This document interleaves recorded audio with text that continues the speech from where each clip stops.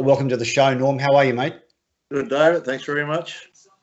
Mate, good to be here. Normie, can we maybe just start and pare back the early years of Norm Carr? Where were you born? Where did you grow up? What was your family life like before you ventured into the BRL? Can you just share a bit of insight into that area for us? David, I was born in Sydney, actually, but I moved up here when I was 18 months old. Okay. My parents moved up here. My father was in the army. He was based out of Nogra. Moved into Anala at that time, and my mother still lives there now, 65 years later. Wow. Same house.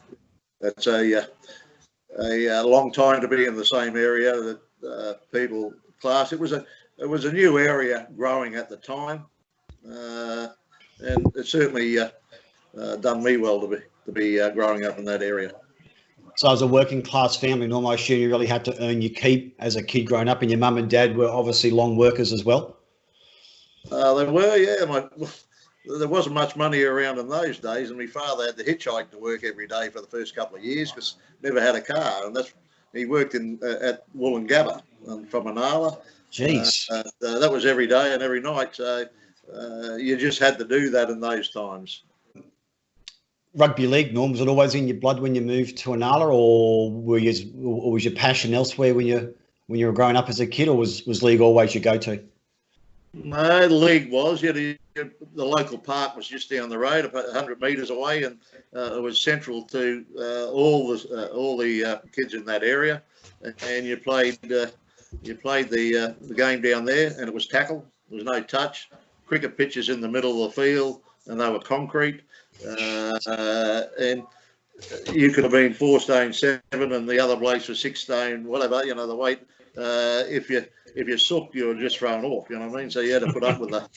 You had to put up with it. So that's probably done me well later in life. That you just knuckled down and got into it. You didn't go off sucking all the time. Gotcha. And your junior, as a kid, I mean. As a kid, yeah, sure. And your junior sides, Norm. Who was your first junior club? Living in Anala, was it South? South Anala. South Anala, who were very strong. Yeah, they had a side, had a clubhouse. They're still there, actually, I think. And South Darra, I went to, played there. They folded. I ended up going to South Sunnybank after that, and that was up to 17s, under 17s. So I was virtually through the South area, and after I went to West Mitchie. Why West, Norm? Why didn't you stay at South? How did you get to Mitchie from Anala? My father drove me he enjoyed it. My father enjoyed rugby league, and he drove me there twice a week. But at that time, there was a coach called Barry Amar, and he over the years, I believe, like till about from under 15s to under 18s, he started putting a side together. And he started taking players from different suburbs and putting them together to make a great side in the under 18s. For West? For West Mitchie. West Mitchie. West Mitchie, yeah. Okay, there was a lot of great players in that side. There was John Rebo, Gary Prickett. Wow. Shane Dyson, myself, Nolly Birtwistle. I can't remember them all, but at this stage, and that side went on to win the grand final under 18s, and we played at Davies Park at the time, and normally the A grade side would get anywhere up to 2,000 people at a ground, and actually there was 3,000 on that day. Jeez. That the under 18 side played. It was a very strong competition. If you looked at players that from either club that went on to represent in the sense of playing A grade or reserve grade or representing Queensland or Brisbane, there was a very strong competition if you looked at those type of players that played for each club. I think that the players at the time were automatically went to the clubs that they were associated with, West Mitchie and West. You know, I didn't go back to South. I was just going to say, Norm, there was a lot of loyalty back then, wasn't there, back in the old BRL competition? Like you were just saying then, and Colin Scott and Alan Curry touched on it as well. If you played for a team, you sort of stayed there, but you were frowned upon if you went somewhere else. And I suppose that was in your case too, you know, being the West-South sort of thing. There would have been a bit of it was big news back then when you went to South. Yeah. Well, that's a story down the track. We'll talk about that. But, the players were loyal. They definitely were. You know, and it's not to say that they could have gone to other clubs and fitted in well. It just never happened. You know, I mean, on the odd occasion, in the later stages, there's a few players that come from East over to West and vice versa, but it wasn't great exodus from clubs to go to other clubs. No, that's right. Yep. So, Normie, obviously that started the foundation of some of the West golden years, 75, 76. From that under-18 cycle, you guys really then feel a nucleus of the players you had playing in the 18s to really form that nucleus of those great West sides? I wouldn't say that, David. We West were great in the early 70s. 74 when we went there from graduated from under-18s into senior football. We won last that year, in A grade, and didn't go so well in the lower grades either. Right. It's not that we had the depth or anything in there. We had some great name players still playing for the club. It's just it never worked.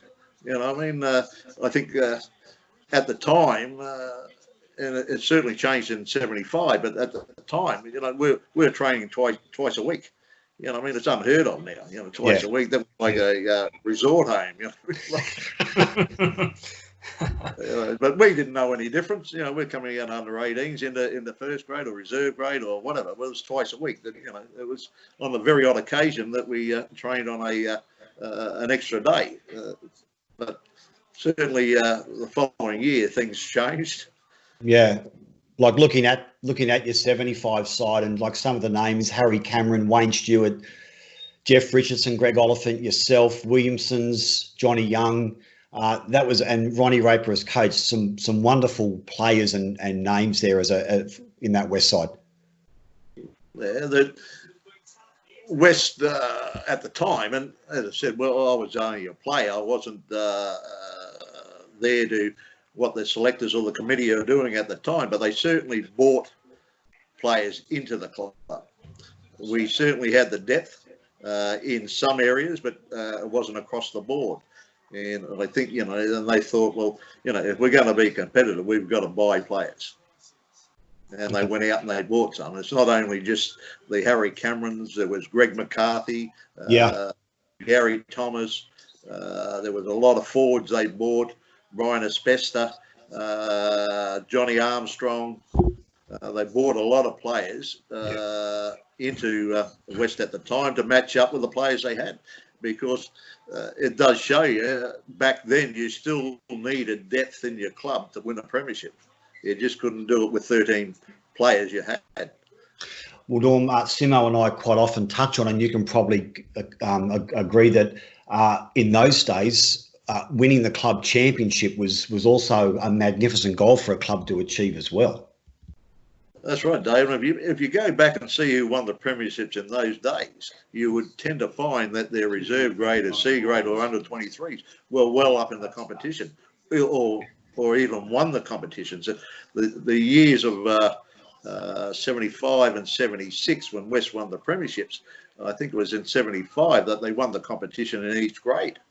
They did. I could be wrong, but in 76 they won it again in each grade except one, I think, the reserve grade. They were in the grand final and got beaten, those sort of things. And I think if you look at South in 85, they had the same things, David. I think they got in their four divisions 4 of them were both in the grand finals. Correct. All of them in the grand finals and lost one. Correct. And I think that just shows now, even in the Brisbane competition or the NRL now, you just can't win a competition with 13 players. You need 25. Yes, all capable of playing first grade. And it was no different back then. We just had reserve grade and C grade, true. Norm, you were talking about the crowds before, like in the under 18s. You had the 3,000 supporters there, and Berkey and I sort of harp on this about how great the crowds were back then. What are some of your memories from those days, like when you finally went into A grade, when you were playing for West, and playing at Lang Park and playing at Purcell Park? Do you remember those massive crowds? I certainly do, especially in the finals. But the things that you do miss in a way is the 4X beer stand on the hill. Attracted a lot of people. And if you went and played at Wynnum or played at those, you really didn't want to score a try in that corner where the can booths were. They certainly give it to you. But that's part of it. That's part you enjoy and probably miss at rugby league grounds now. Because the BRL certainly doesn't attract the crowds it used to. Hey, Normie, can I pair back a bit? You mentioned a little while ago that you used to train basically 2 days a week during the year. Can you give the listeners a bit of an idea of a typical Norm Carr day when you were playing footy? I assume you had a normal job. So what did your sort of day look like leading up to training? You'd be up early, working, home, or straight to training. Can you give us a bit of insight of what your days were like back then?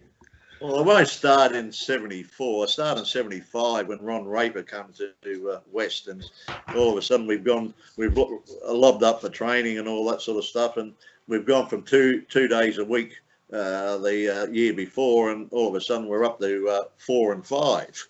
Wow. And to start off, we used to run Mount Cootha in the pre-season. Jeez. Around there, and it was fairly hard to realise, and all of a sudden you're certainly training harder. We're doing weights now. West went and built a brand new training gym set up and put in a lot of effort in there and a lot of equipment to make the requirements to be able to be a good side or a side in the competition was competitive. So not only just physically doing the sort of running Mount Cootha, and doing weights and the training side of it was completely different. You're running 440s, and if you didn't do the job, you got penalised by the coach or whatever, and you had to put the extra effort in. You know what I mean? The penalty wasn't money; it was extra training and all these sort of things. So it was a certain eye opener when we've gone there, but it made us probably a lot harder in the mind, tougher in the mind, which you also need in rugby league. You don't have to be, physically 100% fit if you're not hard in the head too, in the mind, because it's not a soft sport, is it? Really, when you think about it. Definitely. The training was an eye opener. And a lot of people said, "What the hell's going on here?" But it didn't slacken off. He would train, like sometimes 6 days a week on a Saturday morning before we played on a Sunday. You know what I mean? So he certainly brought not so much the money, but the professional training ethics to football. Ron Raper in Brisbane. And you enjoyed him as a coach? Certainly did. Yeah. And that's what it comes down to, loyalty again. He was loyal to us. If he had a problem with you, he'd tell you straight up. He wouldn't mince around the books or with you. But he showed loyalty to you. You know what I mean? Also, when you gave it back, and that was the whole spirit of the club. Yeah, gotcha. How was it back then, Norm? Like training, all those nights, and you still had to go to work, because back then, every BRL player, had a job, and I know of one player who actually had 3 jobs. when he was playing in the BRL in the 80s, and for you to be training that many nights a week plus going to work, I mean, surely it must have had a toll on you by the end of the season. Yes, sometimes, you know, I would start work at 6 o'clock in the morning, and finish probably 2 o'clock in the afternoon or 4 o'clock in the afternoon, go straight to training because the being late wasn't tolerated. If you're down, you know, you had to be down there 10 minutes before training started. If you arrived 10 minutes after, you just go and shake hands with the reserve grade coach. You know what I mean? That's what it was like. And that was the discipline, and everybody respected that. Then you would train, start at 6. You train through for 2 hours. Then you go up the shed, and then by the time you got home and had tea and all that, it would be 10 o'clock or 11 o'clock. That was on a regular basis. So that's amazing. But well, it is compared to what they do now. In the sense they do a lot of training, but they don't work either during the day. But that doesn't mean they don't do other things in the sense of education or those sort of things like that. You know what I mean? So, but being happy in doing those sort of things, and that's what was in the club at the time. People were happy about, you know, putting in, and they could see the results. So mentally, it wasn't a problem because we've already done the tough and hard work in the pre-season. Mount Cootha. And yes, and you know, later on, you know, the smarter fellows there, because sometimes, you know, everybody has different paces of going around there. You know what I mean? Some blokes done it in, you know, 70 minutes or whatever, and some blokes would take 4 hours, but some of them woke up and, you know, took rolls of toilet paper and these sort of things, you know, and you could hear the change rattling in their pockets when they caught they're running up and they catch a bus around, you know what I mean? Those sort of things happen, you know, and that's true, they did happen, you know. And, really? And some people got lost trying to find shortcuts through the bush, and, you know, but there's some players like, I wouldn't like to say who their name is, but we used to send out search parties, you know, with torches and all that, because they took so long to get back. But, when you look back, and it was fun, but probably at the time it was pretty hard work. Yeah. So, mate, you talk about success. We move forward to 76, and that side, once again, the nucleus was there. Steve Creer came in. Gary Prickett was hooker. Interesting to look, Normie, that the premiership side of 76, you were on the bench, and a young John Rebo was like. Is that correct? That's correct. Yeah. But that's just the way it worked out at the time. You know, I mean, like they have what they call a leadership or squad. You know, players now. I don't know what they call them, but they get together. And at the time, I believe that unknown to me, but at the time that. I was told later that the leadership group got together and they thought it would be beneficial to have Rebo on first. So I come on in the second half, but Johnny Reeves at that time to start the competition, you know. So we'll start the game that day, and it worked. So you can't argue. No, you can't. But once again, a fantastic side. I mean, 16-1 in the grand final. It's an unusual scoreline. But once again, a terrific year and a real golden patch for West. Like that is a great side. Yeah, it certainly was. You know, so as you mentioned earlier, you know, Oliphant, Richardson. Yeah. Just trying to think of the bloke's name. Harry Cameron, Steve Creer. Stevie Creer. There's a bloke called Greg Heading. And a young Mickey. He played in the centres, and as I said, Gary Thomas, great fullback. Greg McCarthy. Yeah, great fullback. As good as Billy Slater. You know, I mean, at the time, you know, I mean, like he would just carve sides up in the mould of Billy Slater. You know what I mean? Chip over the top, chase balls down from kicks, you name it, he could do it. And he was a great player at the time. Great wingers. Wayne Stewart kick a goal from anywhere on the field. You know what I mean? So everything was going. Well, the side we had was great across the park.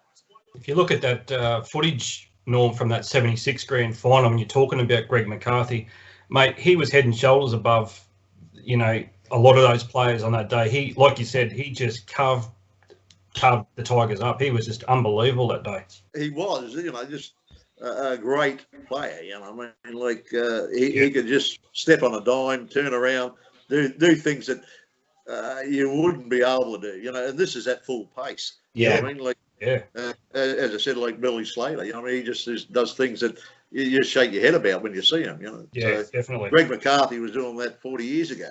Yeah, exactly. That's why his nickname was Slippery. Exactly. Yeah, you're right though. Yeah. Normie, can we fast forward a little bit to your Queensland days?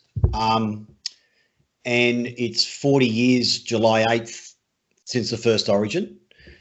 Pre-Origin, how is your recollection of your times in the Queensland side before Origin? Did you enjoy your years leading up to 1980 playing for Queensland? Well, I certainly did, David. It was, you know, although we didn't win too many games, I think in that years I got selected in '76 through Queensland not going well in the first one or two games, or the first game got beaten. Ian Tiney was the lock at the time. Yeah. And I actually happened to play well for West at the time in '76 and got selected. You know, I put it down too, and I've always said, my father always said, you know, I mean, like to be a footballer, you need three things, and that's ability, you need dedication, and you need luck. If you haven't got the whole three of them, you won't get there. You know what I mean? And it could be luck by, as I said, Ian Tiney or Queensland getting beaten, and me having a strong game. You know, or luck comes in a lot of shapes. You know what I mean? It could be bad luck too, that you break a leg or do things like that, and you don't fulfil your potentials. You know what I mean? And that's down to luck. You know what I mean? I think in the game, or lucky that the three Queensland selectors or something like that are there at the time that you had the good game. You know what I mean? Yeah. Luck plays a big part in it. That's a good point. How were you with injuries, Norm, during your career? Did you get many bad injuries at all, or were you pretty lucky? Because we're just talking about that luck. No, well, I had a couple of small side ligament. I think they call them median, not crucial, median ones on the side. Yeah, it wasn't much.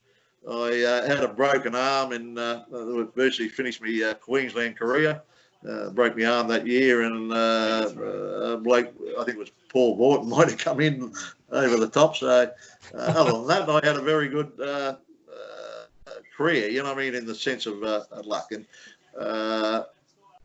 sports medicine was just starting in the BRL back then. You know, I mean, like we used to, you know, the runners used to run on with the same rag they used to, you know, wipe the ground with, you know what I mean? Yeah, suck on this for a while, you know what I mean? That's how the water come out, you know what I mean? Like those sort of things. Sports, man, like strapping of the ankles wasn't heard of back then. That was what's the name that was brought into West at the time, or, you know, around about that time. I cannot remember off the top of my head, but the doctors, you know, you talk about players in '74 where John Sattler, there was a big fight at West at the time between him and Russell Hughes. It went on for 20 minutes. Okay, and I was up in the grandstand. Up in the shed at the time, and Sattler gets, comes up there. He's got a big split over his eye, and the doctor comes up to us and says, "Yeah, hold me beer while I stitch him up." You know what I mean? Like, and then they started the potato sack stitching. You know what I mean? Like, they put about 3 or 4 stitches in for a cut that was about 3 inches long. You know what I mean? Yeah, these days now they put about 400. Yeah, it was a little bit different back then. Luck changed with injuries and all that. They become a lot better at managing injuries, not like they are today, in the sense that they're so advanced today to what they were back then. You know what I mean? Like, they're still putting heat on injuries instead of ice, these sort of things like that. You know what I mean? So it certainly changed. The whole era of Brisbane Rugby League started to change from about 75 on with sports medicine, training methods, these sort of things like that. So in those early stages, luck sometimes didn't have a lot to do with it. It was just bad management by people at the time, you know what I mean? Simo, do you want to touch on with Norm the research you've done this morning around the BRL team of the 70s? Yeah, Norm, you might remember that 4BC, the listeners called in, and I think it was around about 2005 time that happened. But you made the team of the year for the 70s in the BRL, as according to the listeners. Well, it was a pretty good team. I'll just run through a couple of names. I won't go through the whole squad, but you had guys like Jerry Fitzpatrick from Valleys, Rossi Strudwick at half, Des and Rod Morris and John Lang, Greg Vivers, Lou Platts from Wynnum, yourself. You took out the lock of the 70s, and then down on the reserve bench, you had blokes like Tony Obbs, John McCabe, and the coach of the year, or the coach of the 70s, I should say, was Henry Holloway from Valleys. So Henry, I remember Henry well. Yeah. So I mean, you look at those. Those guys, Ian Bunny Pearce, another one, the fullback. We're talking about fullbacks before. I mean, you're in the company of some amazing players from that time, mate. And Berkey could probably back me up here, mate. Those guys. I mean, that I have no issue with that team that was put together by the listeners, mate. And you were really fondly looked upon by the supporters. Every person that you will speak to knows who you are. Remembers how tough you were.